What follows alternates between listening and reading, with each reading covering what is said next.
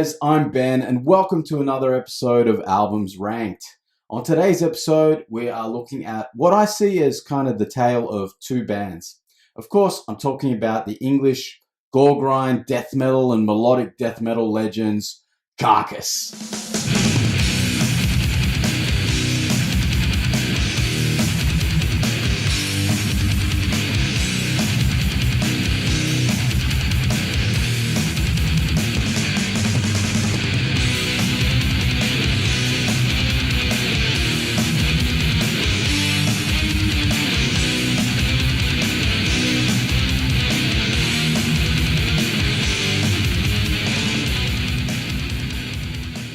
So the first incarnation of Carcass was formed in 1985 when Bill Steer and Ken Owen were still at school.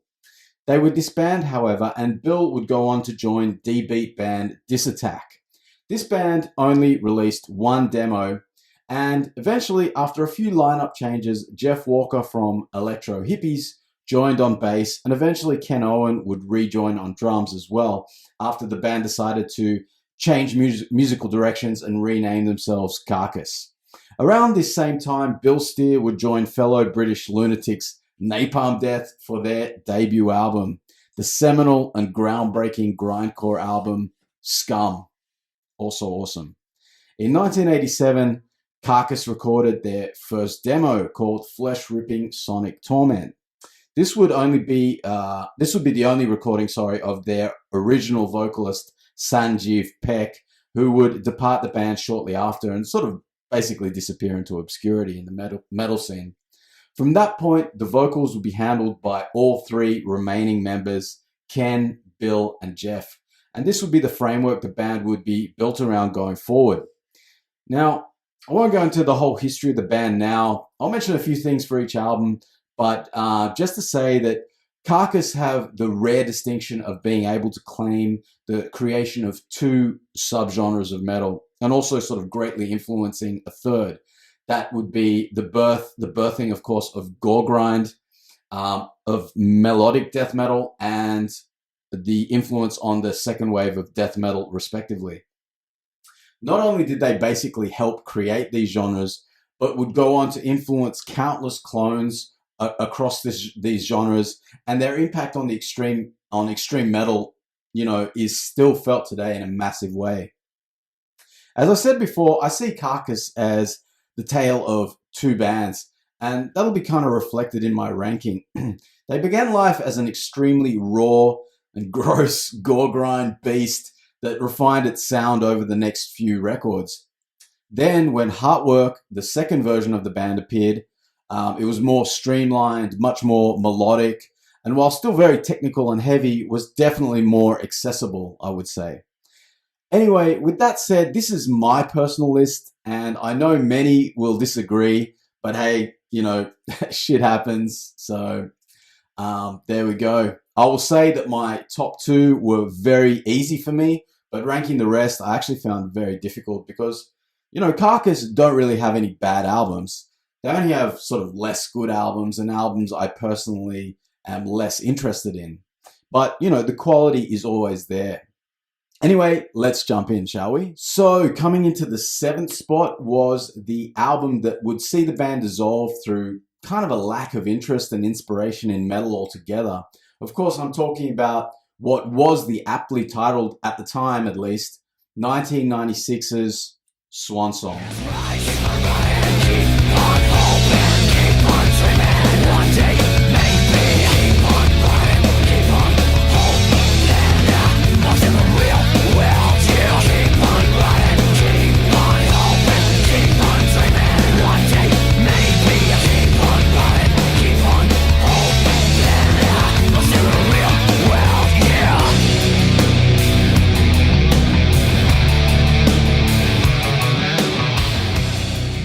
So Swan Song had the unenviable task of following what many people consider an absolute metal classic in Heartwork.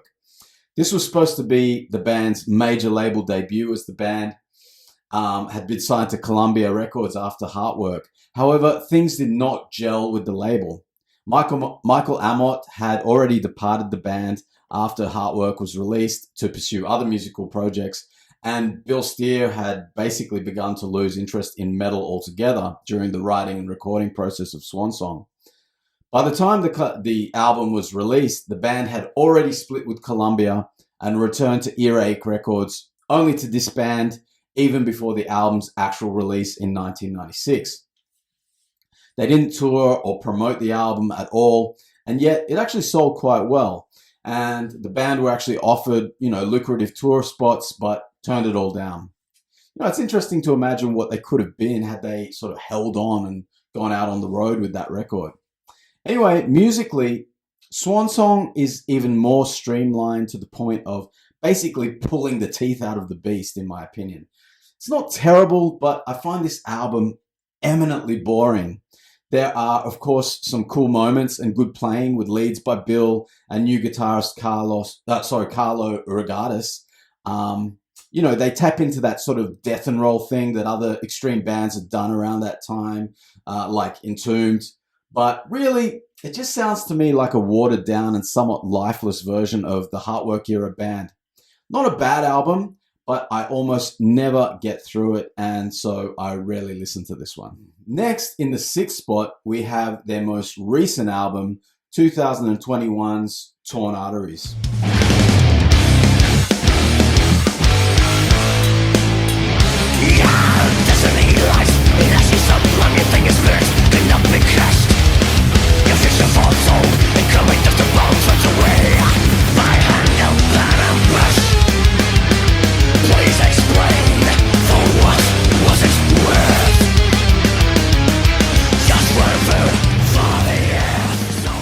So, with an updated Surgical Steel lineup, including new man guitarist Tom Draper, Carcass delivered up another solid album of their now trademark mellow death. This time, perhaps a little grimier and less clinical sounding than Surgical Steel, but essentially continuing in that songwriting approach for the most part anyway. The album was originally scheduled for 2020, but, when the cough of unknown origin struck, everything was delayed. One cool thing about this one is the several nods to their past, with the name Torn Arteries itself being a reference to a demo made by a teenage Ken Owen. Also, the song Flesh Ripping Sonic Torment Limited being, of course, a nod to their first demo back when good old Sanjeev was on the vocal duties. Both songs are highlights on the album too. I would say for fans of their Heartwork era and onward, Torn Arteries is a must. There's great riffing and shredding all over the album, and if you're going to do the melodeath thing, then doing it with, heaviness Carcass style is the way to go. This is a strong album, but it's only been around a short time, and so, time will tell if it ages as well as Heartwork or Surgical Steel, but definitely recommended for fans of that era of the band. Next, we have in the 5th spot, 2013's reunion album, Surgical Steel.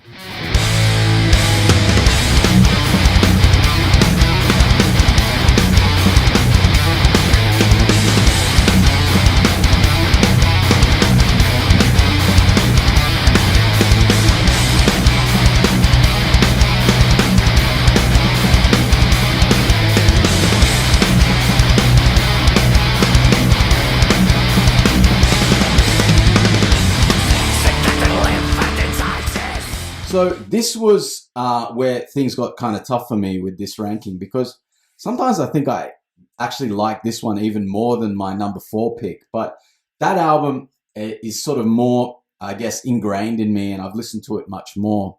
But man, Surgical Steel was a great return to form after the disappointment that was Swan Song and the band's demise. We all thought, that's it. Carcass was gone for good. However, around 2007, Jeff Walker and Bill Steer reunited with Michael Amott, as well as bringing in drummer Daniel Erlandson to replace Ken Owen, who unfortunately had suffered a brain injury, causing him to be sort of unable to play at that time. And sort of going forward, he's still really recovering from that. This lineup would go on to play festivals and tour all around the world until around 2012, when Michael and Daniel would leave the band and go back to Arch Enemy. Anyway, Surgical Steel sees the introduction of their new drummer, Daniel Wilding, or Wielding. I'm not quite sure how you meant to pronounce his name, so sorry if I'm getting that wrong. And he does a great job at propelling this album forward rhythmically. I really like his drumming. The riffs are heavy and catchy. The delivery is intense, and yet the melody is there too. Surgical Steel is very much Heartwork Part 2 in my mind, but I think it's heavier and maybe even better in some ways. I don't know. We'll see. Well, I don't mean we'll see. I mean, yeah, I feel more loyalty, I guess, towards Heartwork, but I think maybe I like this one better. Anyway, I feel like they kind of lean a slight bit more into the death and less of the melodic of the mellow death combination and on this album, and that kind of works more for me. I prefer it when they're sort of in that realm rather than too much of the melodic stuff. As far as melodic death metal goes, this is definitely one of the best in that subgenre to my ears anyway. No weak tracks, all bangers, and I most certainly recommend it to anyone who loves mellow death and Heartwork in particular. Okay, so here comes the controversy. Coming into the fourth spot is most people's favorite, and that's 1993's Heartwork.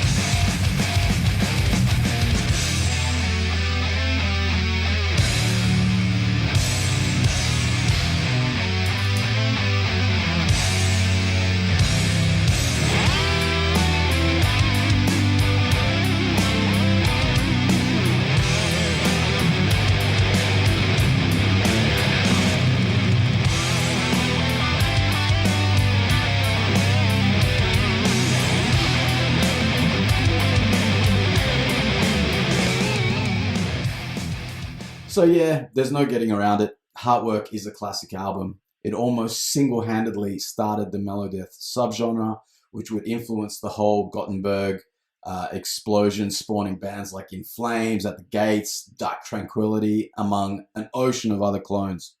It would see the band completely abandon their gore grind and death grind roots in favor of streamlined and accessible melody, while also embracing the modern metal studio sound that was popularized by the giants Pantera and Metallica at the time. A cleaner, more surgical, triggered and gated sound that was extremely far removed from where they'd begun. You know, if I'd made this list back then, or even 10 years ago, Heartwork would probably have ranked right up the top with Surgical Steel.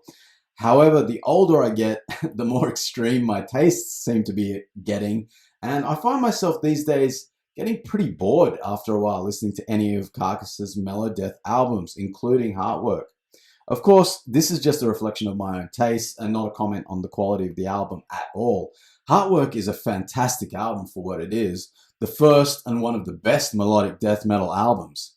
Songs like Carnal Forge, Heartwork, the title track, This Mortal Coil, Arbeit macht Fleisch, some of my personal favorites. The soloing by Michael and Bill is really leveled up in a big way on Heartwork.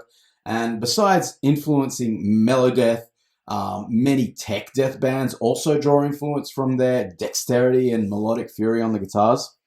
When this album was released, that's when the major labels really took notice, and Columbia Records signed them.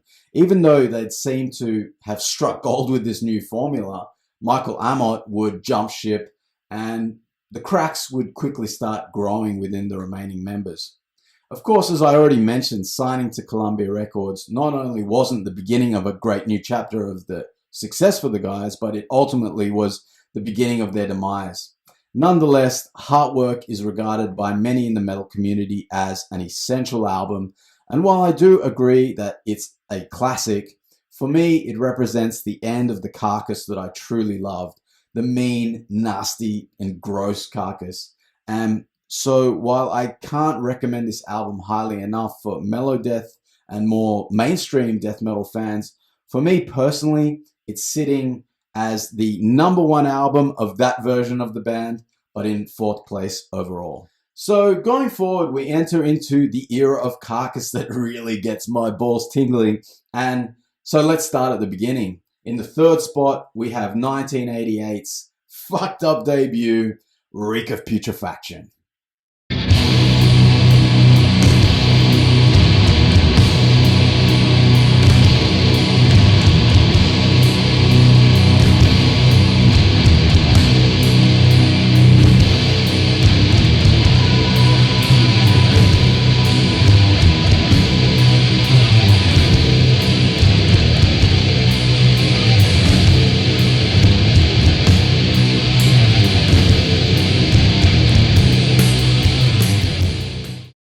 So Reek of Putrefaction is an album that I've heard people say all sorts of things about, like it's basically unlistenable, it's just noise, it's a big mess. Well, I got to tell you, I think that is utter bullshit. Yeah, the production is muddy and extremely lo-fi sounding, but that just reminds me of the countless killer death metal demos that were around at the time. Yeah, the band claims that the muddy production was an accident, and perhaps that's true, but it's also, it also adds a youthful charm to the album. Between the fast and brutal drumming and belligerent riffing, all three guys barking in your face, and the disgusting medical grade lyrics, the album just screams excitement and intensity, but even more so youthful creativity and exuberance. This album also was one of the first gore grind albums and would go on to inspire and create another set of subgenres, also spawning many clones ranging from fantastic to utter shite. Bands like Necroticism and General Surgery, among many others, owe a lot to Reek of Putrefaction. The songs are short, sharp shocks of intensity and revulsion. The guitar sound is raw and vicious sounding, and the vocals are wonderfully unhinged. I really love this album, but I love the next two even more. However, if you like your metal extreme and vicious and don't mind sloppy production, or perhaps even favorite, then this album is a classic and a must-have. Highly, highly recommended. So, the top two I've been struggling with for weeks, trying to decide which I like most. Honestly, I really can't separate them. I love them both equally. However, for today's purposes, I will place them, but just realize they're pretty much equal in my book. Okay? Just because I said I'd rank them, and only for today, in second place we have 1991's masterpiece of death metal, Necroticism, Descanting the Insalubrious.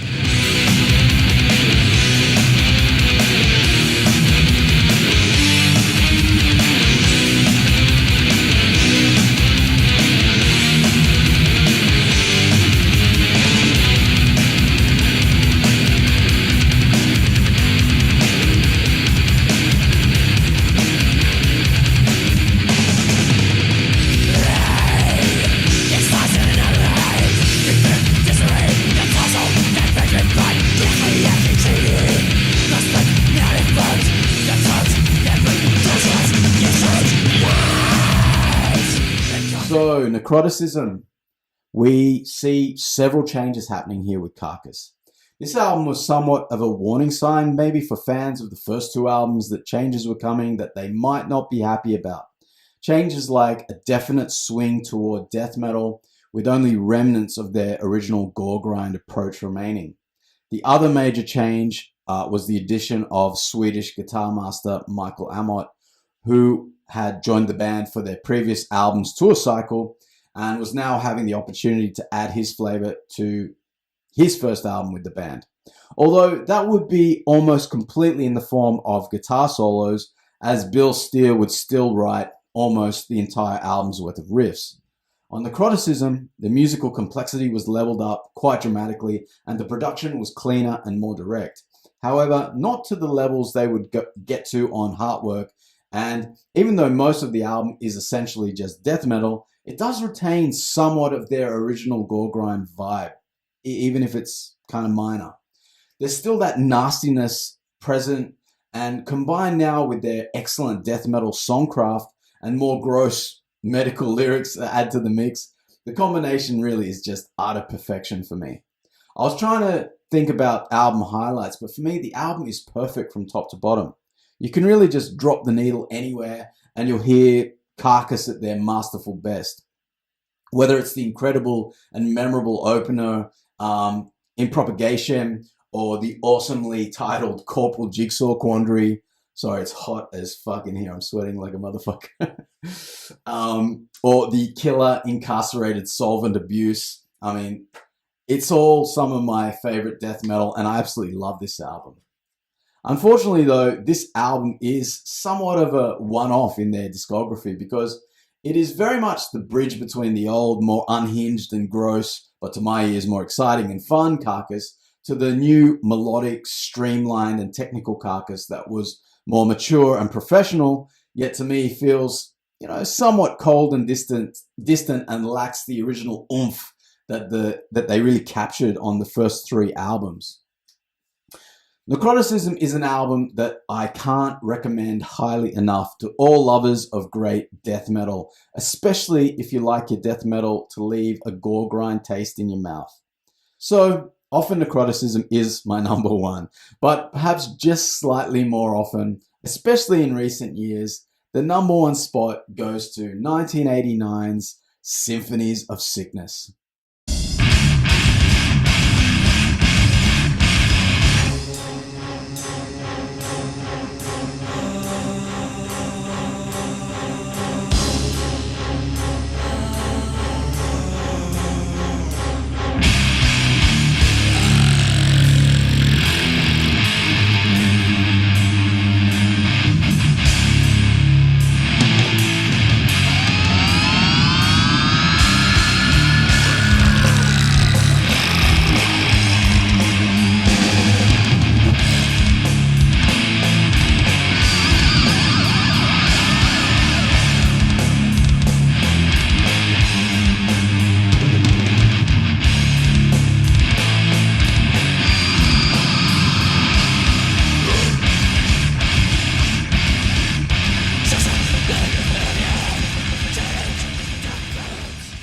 There are certain albums that just have the special sauce, that X factor, that magic that connects directly to us. And Symphonies of Sickness is one of those albums for me. From those first opening riffs into the deceptive keyboards, then the slow brooding riff, effected deep vocal noises, and Bill's explosive lead guitar whammy bar noises on the opening track, Reek of Putrefaction, I find myself totally transfixed every time, still. From there, it just doesn't let up either. Awesome. Symphonies of Sickness would see the band join forces with producer Colin Richardson, who would help the band get closer to the sound they were hoping for on their debut. Sonically, the album is definitely an improvement from Reek of Putrefaction, but it's still extremely grimy, nasty, and gross. Colin did a great job at harnessing the true sound of Carcass at the time, while also refining the sound just enough to make it far more clear and perceivable. Like so many of their albums, the song titles are great, and since it's the one on the top spot, I could have read the song names from all their albums, but let's just do this one because they're fucking hilarious and awesome. Of course, you got the title track from the previous album as the opening track, Reek of Putrefaction, one of my favorites. Like I said, it's awesome. Exhume to Consume, Excoriating Abdominal Emanation, whatever the fuck that is. Ruptured in Purulence, fucking nasty, awesome track. Empathological Necroticism. Embryonic Necropsy and Devourment. Necropsy. Fucking hell, I can't speak. Swarming Vulgar Mass of Infected Virulency. How awesome is that for a song title? Cadaveric Incubator of Endoparasites / Dementia. That's the easy one. And Decapitating Bowel Erosion. All awesome. All fucking gross. And it's just, so much fun. Again, like Necroticism, this album is really perfect from top to bottom for me. I love every disgusting and vile moment of this masterpiece, often credited as the first Death Grind album. I always just think of it as Gore Grind, but either way, like its predecessor album, Reek of Putrefaction, Symphonies of Sickness helped invent, and influence an entire subgenre of music. Its importance cannot be understated, as it helped spawn countless clones and change the face of extreme metal going forward. Like the debut, Jeff made the collage of all the human body parts and meat products for the original album cover, but due to censorship in certain markets, this other version is also widely known. Of course, I can understand why most people prefer Heartwork's style most. It's obviously more in line with the rest of the more accessible metal of the time, and definitely easier on the ears. But for me, personally, all that stuff pales in the light of the gross onslaught that is the perfect and mighty beast Symphonies of Sickness. And that's why today, and most days, it's my number one Carcass album. Highly and unequivocally recommended. Carcass is still going strong, touring, and perhaps even writing more material. Who knows? Let's see if we get any more from these British legends. Anyway, guys, that's it for today. Thanks for joining me. Stay metal, and see you next time.